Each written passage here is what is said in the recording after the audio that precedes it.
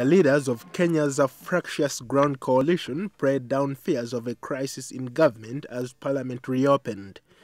Prime Minister Raila Odinga and President Mwai Kibaki have been in a tense coalition since 2008. The unity government has struggled to make progress on reforms.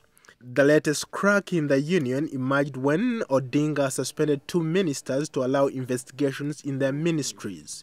But during Kibaki's speech to Parliament, he reassured Kenyans that the country is on the right track. We, as the Grand Coalition government, have resolved to deal with the matter decisively.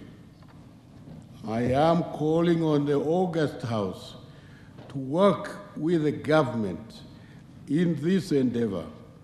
In order to win this war, we must apply the law in a manner that is impartial and just. Dr. Migai, a Keche Fellow at the National Endowment for Democracy, says that Kenyans are tired of the political roles. It's difficult to say, but I think they will find a way to coexist. I think it's in the interests of both that they coexist.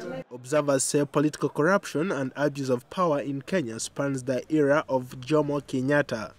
In 2009, Transparency International ranked Kenya among the world's most corrupt nations. Mr. Akecha says that there is a need to create mechanisms to enhance accountability of the 3 branches of government. In terms of how deep corruption runs in Kenya, I think it's a case of both. You have corruption at the top, but you also have corruption at the bottom. And often I think we focus too much on corruption at the top level. So we shouldn't forget that there's much corruption at the lower levels as well, which are equally problematic. Political analysts in Kenya say that during Daniel Arap Moi's era, corruption was widespread.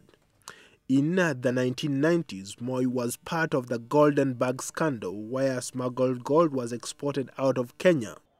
Mwai Kibaki was first elected president in 2002 on the promise to end corruption in Kenya.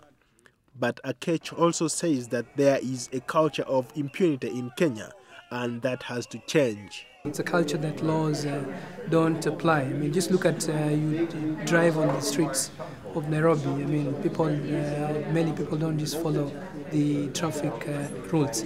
So I believe it has much to do with the mindset. I think the education system is important in that sense.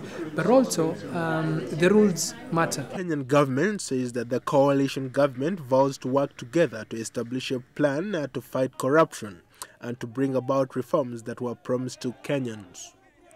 Ndiho, VOA News.